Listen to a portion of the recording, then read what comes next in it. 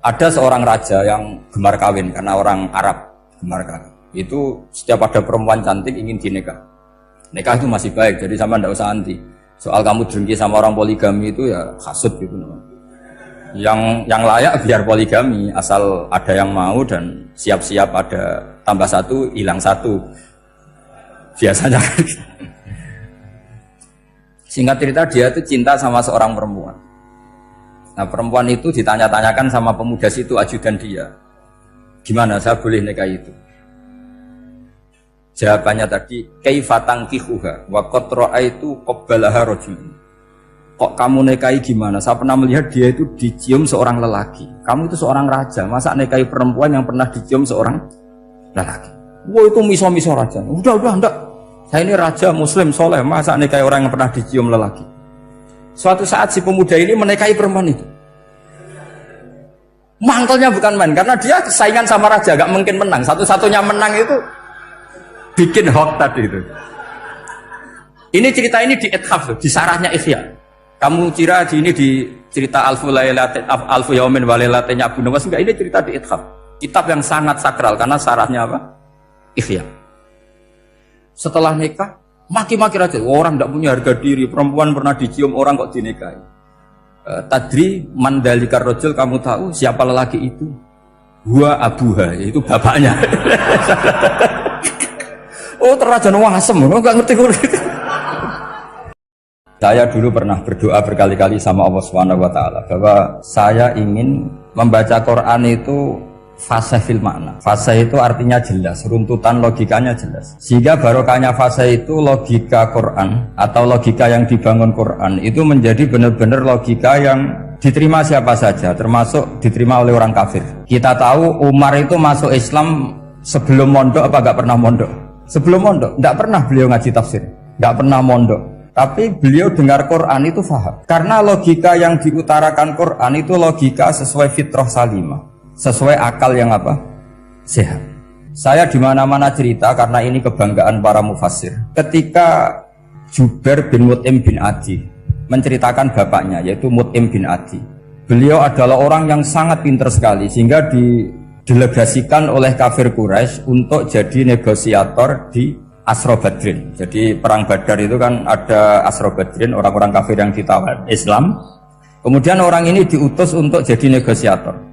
Singkat cerita pas datang ke Madinah pas Rasulullah SAW baca surat Wattur wa kitabim mastur fi raqim mansur sampai ayat am khuliqu min ghairi syai'in am humul khaliqun sampai ayat am khalaqus samawati wal ard. Di ayat itu Allah menceritakan kalau Tuhan-Tuhan yang kamu anggap Tuhan itu sebagai Tuhan, misalnya Lata, Uzza, Manat, gak apa-apa kata Allah. Tapi kata Allah saya minta bukti prestasi mereka apa kalau sebagai Tuhan itu. Apakah pernah ikut menciptakan langit bumi? Atau kalau nggak bisa menciptakan urun kata Allah, urun semen sak-sak kata Allah, penting urun. Sehingga logika lalu terbangun, prestasinya apa? Tuhan-Tuhan yang kami tuhankan itu. Kata Allah, Qul ara'aytum ma tad'una min dunillah aruni madza khalaqu minal ardi am lahum syirkun fis samawati. Kalau mereka Tuhan, tunjukkan prestasinya ke saya kata Allah. Apakah mereka terlibat dalam penciptaan langit dan bumi? Atau kalau nggak bisa menciptakan 100% kata Allah setidaknya urun. Ya tadi urun semen, amlahum syirkun fis samawati, syirkun maknanya urunan. Lalu ketuhanan berhala Uzza dan sebagainya batal karena ayat ini. Orang kafir berpikir wah ini tidak Tuhan karena nggak punya prestasi apa-apa. Lalu mereka secara ekstrim malah berpikir ateisme, tidak mengakui adanya Tuhan. Kalau nggak diakui adanya Tuhan, berarti alam raya ini dimulai dari ketiadaan. Logikanya berarti begini, hadhil maujudat khalaqahal adam. Langit yang karuan wujud, bumi yang karuan wujud, hewan-hewan yang karuan wujud, matahari, rembulan, lautan semuanya wujud. Kemudian semua maujudat ini dirumuskan khalaqahal adam, diciptakan oleh ketiadaan. Pertanyaannya adalah mahwal junun asyaddu min hadza, kegilaan apa yang lebih parah ketimbang ini? Karena sesuatu yang wujud dimulai dari sesuatu yang tidak wujud. Berarti sama dengan mengatakan hadhil maujudat khalaqahal adam. Semua yang enggak ada ini diciptakan oleh sesuatu yang enggak ada. Jadi semua yang ada diciptakan oleh sesuatu yang enggak ada. Maka Quran ketika ngendikan am khuliqu min ghairi syai'in, apakah kalian semua atau mereka semua diciptakan min ghairi syai'in, min ghairi khaliqin maujudin. Saya ngecek di beberapa tafsir, termasuk bukan kitab tafsir tapi maknanya sama seperti di Ihya. Masa alam raya seindah ini, seeksistensi ini, senyata ini kemudian diciptakan oleh sesuatu yang tidak. Mereka akhirnya mikir, ya harus diciptakan oleh sesuatu yang ada. Nah, karena sesuatu yang ada ini posisi pencipta, maka harus berstatus super. Nah, super ini oleh ulama dibahasakan wajibil wujud. Maka zat yang menciptakan ini namanya zat sing wajibil wujud. Lalu wajibil wujud ini oleh Islam disebut Allah Subhanahu wa ta'ala. Kayak apa fasihnya Quran bikin logika? Atau orang yang jadi Tuhan itu yang mengklaim sebagai Tuhan? Itu juga mungkin, yang penting mewujud. Siapa itu? Fir'aun. Fir'aun itu mengaku sebagai Tuhan. Dia sudah sah dari segi dia wujud. Namanya orang wujud punya eksistensi, mungkin berkreasi. Saya ulang lagi, namanya orang wujud punya eksistensi, tentu mungkin berkreasi. Tapi pertanyaannya begini, ketika Musa tanya, pertama ditanya Musa, lalu kamu kalau menyembah selain saya, nyembah siapa? Kata Musa, Rabbul Alamin. Siapa Rabbul Alamin? Rabbus samawati wal ardi, yang menuhani langit bumi. Terus kata Fir'aun, tidak jawab, manggil Haman. Haman, kamu kan arsitektur, coba ibnili sorhal la'ali abluhul asbab. Ya Haman ibnili sorhal la'ali abluhul asbab.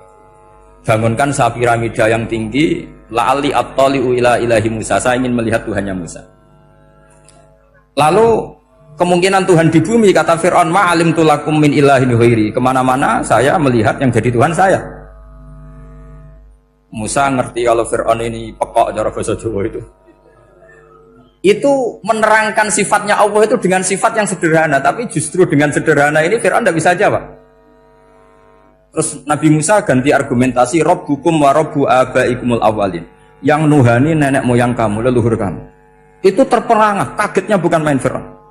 Karena para umatnya, para punggawanya lalu berpikir, kalau ini Tuhan berarti buyut-buyutnya nggak ada Tuhan, kan Tuhannya datang terlambat. Makanya Pak Jokowi kalau dituduh PKI nggak terima. Saya ini lahir tahun berapa gitu, pas ada PKI itu masih 4 tahun, masa ada PKI balita? Ini enggak, ini ada Tuhan balita, Tuhan terlambat. Pertanyaannya adalah kalau Fir'aun itu Tuhan, lalu bapaknya, mbahnya, buyutnya Tuhannya siapa? Makanya ketika Allah disifati Nabi Musa, Rabbukum wa Rabbu abaikumul awalin, yang nuhani nenek moyang kamu, itu kagetnya bukan? Dan semenjak itu banyak punggawa Fir'aun yang iman. Ini yang akhirnya nanti jadi waqala rajulun mu'minum min ali fir'auna yaktumu imana, atau yang menjadi ayat wajah rajulun min aqsal madinati yas'a. Kenapa mereka menjadi iman? Karena logika Fir'aun Tuhan itu gugur, runtuh. Bisori khil hujjah, dengan logika yang sangat transparan. Jadi ini perlu belajar tauhid. Jadi kalau sampean sudah kalah suara, jangan kalah logika. Kalau sudah kalah suara, kalah logika, jangan kalah tinggal mendengar saja kok tidak paham bangunnya gitu. Jadi ini sering saya utarakan, makanya banyak ulama mengatakan fasihu ibaratil Quran itu bukan sekedar notnya atau sajaknya, kalau boleh dibilang saja, tapi karena runtutan cara berpikirnya. Maka kelihatan sekali di tema-tema Quran. Ketika nyifati Allah Rabbus samawati wal ardi tidak mengalahkan Fir'aun, justru dengan sifat yang ringan Rabbukum wa Rabbu abaikumul awalin bisa mengalahkan Fir'aun. Nah, kenapa sekarang orang tidak fasih baca Quran? Karena tadi perangkat itu tidak cukup. Saya berkali-kali matur, juga sering matur Mbah Mus. Saya itu sekarang masih belajar Al-Ibris, Mbah Misbah, Marbawi, semua khazanah tafsir, baik yang bahasa Jawa, bahasa Melayu, itu masih saya pelajari. Termasuk saya pelajari lughatnya. Mulai lughat yang setengah benar sampai macam-macam. Saya tadi matur sama Profesor Said Aqil Al-Munawwar. Memang bacanya harus urut, Said Aqil Al-Munawwar. Karena sekali salah, Said Aqil Sirat. Sebenarnya nggak apa-apa, ini sama-sama orang alim. Cuma tidak tahu nasib di publik ini, nggak tahu saya ya, macam-macam lah, gitu. Namanya orang banyak, nggak usah dijelaskan. Tapi semuanya baik. Saya pernah ketemu Pak Said Akil Sirat itu bilang gini, Gus, orang jadi wali itu sebabnya dua. Mungkin kalau kayak jenengan banyak pecintanya, yang doakan banyak. Kalau saya banyak yang benci, wah itu ngilangi dosa gitu kan. Batin gue dasar wong alim bener wah. Jadi beliau nikmati memang itu. Karena babanya beliau itu sama dengan babah saya yang dari keluarga Kudus. Buyut saya itu kakaknya buyutnya Pak Said Akil. Jadi makanya jangan pernah benci orang alim. Orang alim bulet atau kayak opo itu masih saja punya alasan. Saya itu dengar Kiai Bisri, cerita Kiai Bisri itu tidak ada yang serius. Dulu ketika ada polemik haji yang mu'alim, itu orang kumpul semua di sini. Kata Kiai Bisri, sudah nunggu Mbah Fadl. Mbah Fadl sudah di rumah. Ngiranya orang itu ya Mbah Fadl rawuh dileteh. Setelah lama Mbah Fadl tidak datang. Loh Kiai Bisri, Mbah Fadl tidak datang. Lah ya di rumah. Lah mana kok tidak ada? Ya di rumahnya sendiri. Karena beliau nggak pernah bilang di rumahnya. Orang saja yang kepikiran kalau itu rumah leteh. Itu mirip seperti guyonannya Rasulullah SAW. Nabi itu kalau guyon itu tidak pernah bohong. Makanya di tiba itu disebut wayam zahu wala yaqulu illa haqqan. Nabi itu ya guyon, tapi nggak pernah bohong. Yang bohong kan khayal kamu. Masyhur itu ada orang sepuh sowan Nabi. Di kitab saya itu perempuan, tapi di beberapa kitab lelaki. Saya tidak tahu pastinya berapa. Biasanya ahli hadis mentahmilkan taat dudul kisoten atau taat dudul waqiaten. Oke, kita bayangkan itu perempuan. Ya Rasulullah, saya ini tergesa-gesa, nanti takut kemalaman. Ini orang sepuh. Jadi jangan kamu bayangkan Nabi soalnya wong ayu nom nanti jadi hok. Orang sepuh. Oh, di sini aja, ada usah tergesa-gesa pulang kata Rasulullah. Nah nanti gimana, saya jalan kaki ya Rasulullah sampai kampung saya itu nanti malam. Kata Nabi, la ahmilan naki alab hinafo. Santai saja, nanti tak pinjemin anaknya unta. Kata perempuan tadi, ma fa'altu bibnin naqo. Apa yang bisa saya lakukan dengan anaknya unta? Sudah, tenang saja kata Nabi. Setelah mau pulang, disiapkan unta, ya unta tua, unta layak dinaikin. Ya Rasulullah, ini kok unta tua? Katanya anaknya unta. Nabi dengan santai, oh masih tua ya anak unta kata. Jadi itu menafsirkan anaknya unta cilik itu kan pikiran kamu kan. Sebetulnya anak unta itu ya tua pun anak unta. Maka saya itu yang termasuk bangga. Nasib saya nanti insya Allah kayak Gus Mus, kayak Gus Dur. Sampai tua dipanggil Gus. Tapi saya niatnya lebih buruk. Supaya nanti kalau saya salah pantas ngijek Gus itu. Tapi dalam kompetisi kadang Gus itu kalah. Itu dulu di Pondok Sarang itu kalau ke WC itu antri. Itu yang di WC didodok. Supaya cepat keluar. Ayo cepat keluar, saya Gus. Dikira teror Gus itu yang di WC menjadi takut. Yang dalam WC gak kalah. Saya malah kiai. Iya. Jadi memang kacau. Kalau sudah logika itu kacau. Tapi di Ihya kitab yang populer dikaji di pesantren, itu ada babnya. Qadiyat itu pengarang tentang betapa wajibnya takdim sama Rasulullah. Tapi punya bab mizahun Nabi, guyonan-guyonannya Kanjeng. Cuma Nabi seninya tadi wala yaqulu illa haqqan. Meskipun guyon itu enggak pernah bohong, itu butuh seni itu. Bohong apa guyon tapi tidak pernah bohong. Tapi umatnya ada saja yang pernah niru, ya termasuk Kiai Bisri tadi. Sudah nunggu Mbah Fadl, sudah di dalam. Ketika ditunggu ternyata ya dalamnya Mbah Fadl sendiri, bukan di dalam apa? Leteh. Ada seorang raja yang gemar kawin karena orang Arab gemar kawin. Itu setiap ada perempuan cantik ingin dinikah. Nikah itu masih baik, jadi sama ndak usah anti. Soal kamu dengki sama orang poligami itu ya hasud gitu namanya. Yang layak biar poligami, asal ada yang mau dan siap-siap ada tambah satu, hilang satu. Biasanya. Singkat cerita dia itu cinta sama seorang perempuan. Nah perempuan itu ditanya-tanyakan sama pemuda situ ajudan dia. Gimana saya boleh nikah itu? Jawabannya tadi, kaifa tankihuha wa qad ra'aitu qabbalaha rajul. Kok kamu nikahi gimana? Saya pernah melihat dia itu dicium seorang lelaki. Kamu itu seorang raja, masa nikahi perempuan yang pernah dicium seorang lelaki? Wah itu miso-miso raja. Udah enggak. Saya ini raja muslim soleh, masa nikahi orang yang pernah dicium lelaki? Suatu saat si pemuda ini menikahi perempuan itu. Mangkelnya bukan main, karena dia saingan sama raja, gak mungkin menang. Satu-satunya menang itu bikin hoax tadi itu. Ini cerita ini di ithaf, di sarahnya Ihya. Kamu kira di ini di cerita Alfu Yaumin wa Lailatin Abu Nawas, enggak, ini cerita di Ithaf. Kitab yang sangat sakral karena syaratnya apa? Ikhya. Setelah nikah, maki-maki raja. Orang tidak punya harga diri, perempuan pernah dicium orang kok dinikahi. Tadri mandalikar rojul, kamu tahu siapa lelaki itu? Gua abuha, itu bapaknya. Oh, terajan wasem, enggak ngerti gitu. Jadi apa? Kiai-kiai dulu itu rileks. Sehingga saya datang ke sini ketika diminta sama Mbak Mus. Sebenarnya nggak diminta, diperintahkan. Karena pasti pakai agak-agak otoriter gitu. Karena di atas kita, jauh di atas kita. Mbah Mun guru saya aja manggil beliau Lek. Karena kita tahu Mbah Mus punya ibu, ibunya itu binti Khalil Harun. Mbah Khalil itu, saya punya manakibnya banyak tentang Mbah Khalil Harun. Jadi beliau itu adiknya Umar Harun. Mbah Umar Harun itu dulu alim-alimnya Ki Sarang, setelah Mbah Ghazali itu Mbah Umar Harun. Termasuk Mbah Khalil Harun yang ngaji sama kakaknya Umar Harun. Setelah beliau alim alama, singkat cerita setelah menyelesaikan pendidikan, pindah ke Kasingan itu dibawain santri oleh kakaknya, namanya Umar Harun. Nah, Mbah Harun itu punya istri namanya Mbah Sinto, itu saudaranya Mbah Ghazali. Makanya Mbah Mun manggil Mbah Mus itu Lek, karena Mbah Mun ke Mbah Ghazali itu Mbah Mun Nyai Mahmudah binti Ahmad. Ahmad ini bin Su'aib. Su'aib ini juga menantunya Mbah Ghazali. Terus Mbah Ghazali, berarti Mbah Mun dari Mbah Ghazali generasi kelima. Kalau Mbah Mus kira-kira ya Mbah Mus, Nyai Bisri, Mbah Khalil. Nah, Nyai Sinto ini sudah saudaranya apa? Mbah Ghazali. Berarti Mbah Mun dengan Gus Mus itu kalah satu tokoh di urutan nasab. Makanya manggil apa? Lek. Tapi Mbah Mus orang baik, tidak pernah manfaatkan itu. Yang sering manfaatkan Mbah Nawawi itu. Karena pernah sepuh itu, wah sembrono kalau sama saya itu. Saya di mana-mana itu digosipkan murid beliau. Ya saya ikhlas saja. Itu satu-satunya harga diri Mbah Nawawi, ya saya ikhlas.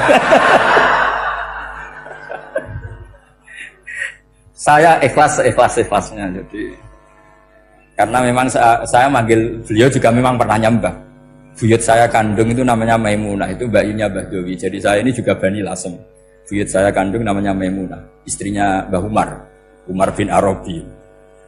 Melahirkan mbah saya sampai ibu saya sampai saya. Saya teruskan. Jadi cobalah Quran itu dibaca secara fasih. Kalau ingin baca fasih caranya gimana?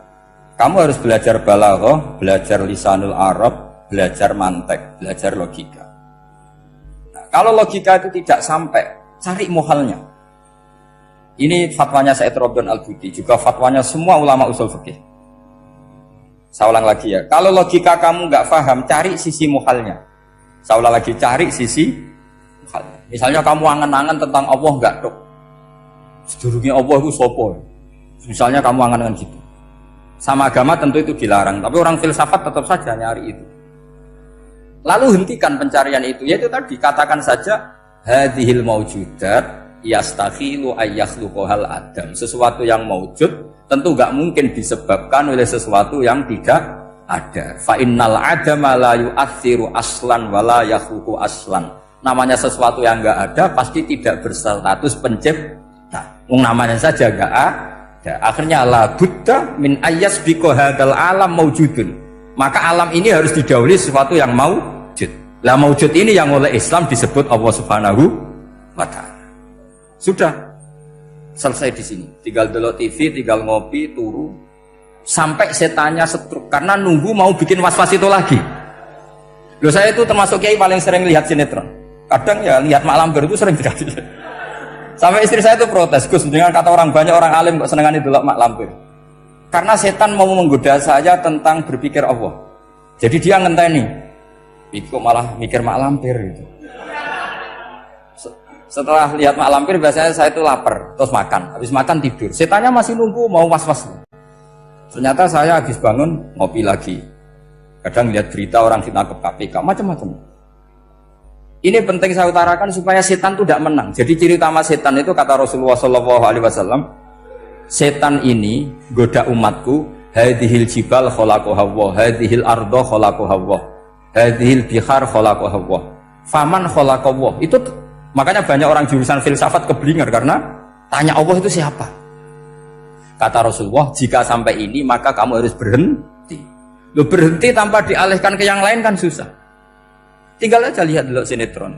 Ya paling gampang ya Mak Lampir, kan ada takut-takutnya sedikit. Karena kalau lihat sinetron anak-anak milenial itu kalau ada artis cantik sampai nangis. Karena istri kamu tidak seperti itu. Jadi ini trik ya.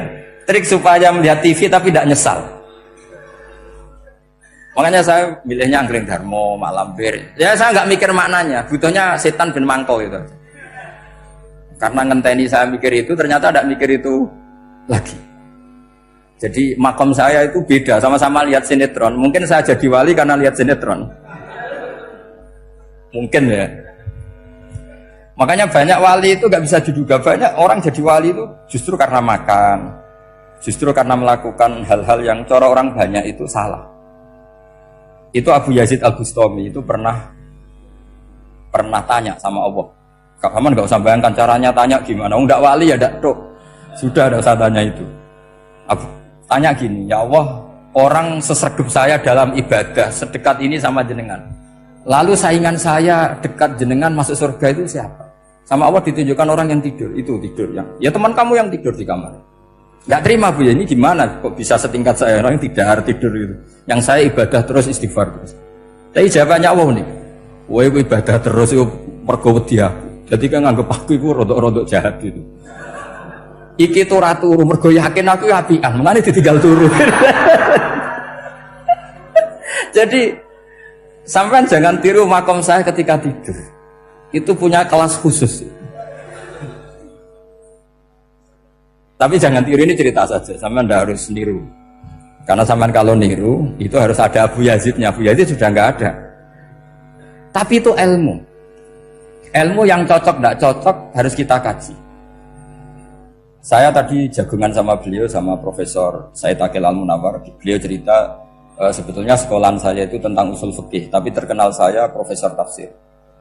Tapi saya suka ilmu usul fikih, meskipun korbannya ya banyak. Biasanya orang jadi liberal gara-gara ya usul fikih. Sebenarnya nggak perlu dipikir lah itu macam-macam. Begini, dalam usul fikih yang mainstream itu kan ada hukum wajib, haram, ya makruh, terus macam-macam lah. Termasuk ada mubah. Mubah itu boleh dilakukan, boleh ditinggalkan. Dalam ilmu usul fikih sebetulnya definisi mubah boleh dilakukan, boleh ditinggalkan itu salah.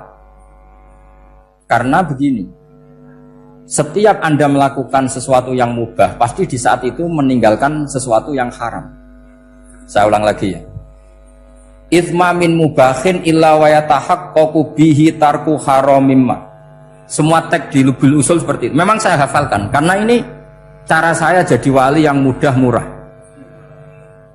Itsma min mubahin illa wa yatahaqqaqu bihi tarku haramimma. Fayatahaqqaqu bisukun tarkul qatli wa bisukut tarkul qadzaf. Terus beliau membuat sekian contoh. Hukum mubah itu kata ulama yang lain kan boleh dilakukan, boleh ditinggal. Itu tidak benar. Mubah itu ya wajib. Karena setiap kita melakukan mubah, maka saat itu berarti kita meninggalkan barang haram. Coba orang tidur itu artinya apa? Tidak zina, tidak maling, tidak selingkuh, tidak mabuk. Sampean di pondok nikmati jagungan, rokokan, ngopi. Artinya nikmati rokok, nikmati kopi. Tidak menikmati tontonan di bar. Makanya kita berharap malaikat itu belajar usul fikih sehingga ketika kita rokok di pondok dilihat hada taroka melihat bar, wahada taroka melihat dangdutan. Wahada, jangan sampai malaikat bilang gini, dasar kere rakra delok. Itu repot kalau sampai berpikir gitu. Nah, kalau mubah itu artinya tarkul haram. Tarkul haram itu wajib apa sunat? Wajib kan? Berarti setiap orang melakukan mubah hakikatnya melakukan wajib, dan itu artinya dapat pahala. Salah sampean ngaji ra khatam, dadi nglakoni mubah itu mengira tetap mubah. Maka berbahagialah orang yang ngajinya khatam. Makanya setahu saya kiai-kiai Mbah Mun ya sering guyon. Setahu saya Mbah Mun kalau ketemu Mbah Mun ya guyon terus. Guyonnya ini adalah waminal qutbi kata Imam Ghazali. Qutbu hadzal al-istilzat bil mubahat. Poros agama ini pada akhirnya adalah nikmati sesuatu yang dibolehkan Allah Subhanahu. Orang itu kalau fasik mau makan siang aja kalau nggak ditemani perempuan cantik nggak bisa makan. Mau jalan-jalan kalau nggak ditemani perempuan cantik nggak bisa jalan-jalan. Kalau kiai-kiai itu enggak. Gojlok-gojlokan gue seneng ira karuan. Dulu terkenalnya Kiai Bisri, Kiai diundang katanya mau ada menteri. Ternyata menterinya ya beliau tidak masak antok di sini. Karena maknanya menteri itu pembantu presiden. Semua kita adalah bantu presiden terlaksananya kedamaian itu. Loh iya kan? Saya berkali-kali ngomong di mana-mana. Apa artinya menteri pertanian kalau kita tidak nanam padi? Mbok pinternya kayak apa tetap nggak ada ketahanan pangan. Sekarang menjadi ketahanan pangan itu rumusnya menteri apa karena petani mau nanam padi? Itu hakikatnya membantu presiden dalam ketahanan pangan. Cuma petani lebih keren karena tidak butuh digaji. Kalau menteri ya keren tapi kurang keren karena masih dapat apa? Gaji. Akeh tunggale lan mikir untuk gaji. Nah petani ndak mikir nggak dapat gaji. Oh itu keren. Selalu rakyat lebih keren dibanding pejabatnya. Memang gitu aturannya begitu. Aturannya begitu. Kamu saja yang kurang syukur. Jadi rakyat tuh gremeng. Enak jadi menteri. Ya sudah itu hak kamu. Tapi saya tidak berpikir seperti itu. Maka saya ulang lagi. Ya. Kenapa saya ngomong seperti ini? Supaya tadi saya sudah bilang, saya sudah nggak menang dalam suara, harus menang dalam logika. Karena ini audisi, ini audisi. Di kabar Mbah Mus, nanti yang menang siapa tidak tahu saya. Tadi Pak Muat, sekarang saya, kemarin Gus Zobur nggak tahu saya. Nanti masuk nominasi apa nggak tahu. Begini, kalau artinya fi'lul mubah itu tarkul haram, saya ulang lagi. Kalau fi'lul mubah itu artinya tarkul, maka mubah ini spesial sespesialnya. Sehingga Allah kadang ngendikan sederhana sekali. Wa min ayatihi manamukum billaili wan nahar. Termasuk ayatnya Allah adalah kamu ditegur tidur malam hari maupun siang hari. Kalau kamu nggak malam hari, subuh hari, pagi hari, siang hari. Kenapa dihitung wamin ayatihi? Sekarang kalau ada pakar medis, pakar kesehatan bilang ini kalau kurang istirahat mati, kalau kurang istirahat jantungan. Berarti tidur adalah menghilangkan penyakit jantung. Obat paling mandi dengan orang rutin tidurnya itu masih mandi orang rutin tidurnya. Kamu beli obat harganya 1 miliar tapi gak pernah tidur 3 hari, tetap taqabbalallahu minna minkum taqabbal ya karim. Maka yang penting itu obatnya apa tidurnya? Tidurnya yang dibantu obat. Tapi kalau obat tok gak dibantu tidur, masih sakit. Berarti penting mana tidur sama obat? Karena penting tidur wamin ayatihi. Orang kayak sampean sering delok YouTube, delok gambar semacam-macam. Barokah mana dengan tidur? Wong nak melek mripate delok macam-macam. Barokah tidur. Jadi tidur adalah perlawanan terhadap keinginan melakukan haraman. Ya, saya ulang lagi, tidur itu adalah perlawanan terhadap keinginan melakukan keharaman. Jadi kalau mau tidur nyati gini, ya Allah, siap tidak berangan-angan tentang maksiat terus tidur. Oh itu wamin ayatihi. Jangan kok gak di duit terus ngombe sing akeh ben iso ngantuk. Wah ini tidur yang untuk melawan kemiskinan. Supaya lupa utangnya tidur, lupa kasusnya. Itu udah akan jadi wali yang seperti itu. Kalau jadi wali tak gugat itu. Nah, sehingga karena mubah itu tarkul haram, Allah itu sering menghitung ibadah yang super itu halal mubah. Misalnya Allah ngendikan kulu washrobu, kamu harus makan. Sekarang gini, jaga kesehatan itu wajib enggak? Wajib. Kalau saya tidak sehat tidak bisa ngaji di sini. Apalagi Mbah Mus kalau nggak sehat ditunggu orang se-Indonesia fatwanya. Dan di antara cara sehat kamu harus makan. Kalau nggak makan sakit. Lalu makan dengan posisi menyehatkan orang yang bisa fatwa, bisa mulang, bisa macam-macam. Posisi ini super apa tidak super? Super. Maka Allah kadang sederhana ngendikan ibadah itu kulu wasrobu jom kowe yo mangan yo. Tapi ayat ini menjadi tidak hebat kalau dibaca orang tidak pernah ngaji usul fikih. Pangeran piye to? Dirimo ngongkon mangan kowe dikongkokno kulu. Wis ora usah ngono ya wis mangan.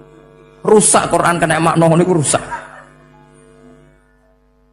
Kamu tahu superiornya ayat kulu wasrobu kalau belajar fa inna fi'lal mubah berarti tarkul haram karena saat melakukan mubah artinya tarkul haram. Dan tarkul haram itu penting. Sekarang gini, merusak diri sendiri haram apa enggak? Haram. Untuk supaya tidak rusak kamu harus makan. Berarti makan wajib apa sunat? Wajib. Lho sing haram itu kalau tulung piring dintekno. Nah, dengan cara pemaknaan seperti ini, Quran akan superior. Bahkan di ayat-ayat yang kelihatannya sederhana, kulu washrobu, wala tusrifu. Ketika Nabi Musa dimenangkan mengalahkan Fir'aun, itu Allah firman pertama gitu, kamu harus makan mimma razaqnakum. Cuma syaratnya wala tatghaw fihi fayakhilla alaikum ghadab. Kalau kamu berlebihan nanti dapat ghadab saya. Nah, khawatir saya kalau ilmu ini sudah hilang, terus ayat-ayat yang biasa tentang kemanusiaan dikira biasa. Padahal ayat ini super, misalnya nikah. Nikah itu oleh Allah, perempuan yang kita nikahin, itu oleh Allah disebut surga. Saya punya bukti, misalnya gini ayat ya, wala tangkihul musyrikati hatta yu'min, wala amatum mu'minatun khairum min musyrikati walau a'jabatkum. Terusannya ayat, wala tangkihul musyrikina hatta yu'minu, wala abdu mu'minun khairum min musyriki walau a'jabakum. Terusannya ayat itu, ulaika yad'una ilan nar. Para musyrikah yang ingin kamu nikahi karena mereka non muslim atau kafirah atau musyrikah, itu hanya mengajak kamu masuk neraka. Maksudnya ngajak itu kan bisa saja kamu tertarik perempuan tadi sampai kompromi merubah akidah kamu. Terusannya ayat wallahu yad'u ilal jannah. Harusnya dengan perbandingan kamu jangan menikahi musyrikah. Logika perbandingannya kan wallahu yad'u ila nikahil mu'minah. Saya ulang lagi, harusnya muqabalahnya kan wallahu yad'u ila nikahil mu'minah. Allah mengajak kamu supaya menikahi mu'minah. Tapi kata mukminah sama Allah diganti wallahu yad'u ilal jannah. Allah mengajak kamu masuk surga. Ila nikahil mu'minah. Artinya gini, setiap kamu hubungan intim sama istri kamu itu adalah menjadi kamu tidak zina. Jadi kalau kamu tidak zina, barokahnya istri kamu ini penopang kamu masuk surga. Makanya Rasulullah pernah ditanya, ibadah itu apa saja? Nabi secara ringan diantara jawabannya, wa fi buti ahadikum shadaqah. Sudah kamu ngumpul istri kamu itu ya ibadah. Terus kata sahabat-sahabat, ya Rasulullah ayati ahaduna syahwatahu wa walahu ajrun. Yang benar saja Rasulullah, masa urusan gitu dapat pahala? Nabi jawabannya ya enteng, alai salawadu'aha fi haramin aka'ana ali wisrun. Kalau dia salah yang dikeloni kan ya dosa. Berarti kalau ngeloni yang benar juga pahala. Berarti istri kamu itu jannah surga. Cuma jannah yang agak aneh karena rewel itu agak aneh. Jadi itu jannah yang agak aneh. Maka supaya jannah ini tidak aneh, kata Rasulullah itu cara bersuami istri itu, kata Rasulullah, halla jariyatan tula ibuka wa tula ibuka. Sebagian riwayat halla jariyatan tudhahikuha wa tudhahikuka. Kamu cari perempuan yang gampang guyon, gampang rileks. Mula abah itu rileks, mudhahaka ya rileks.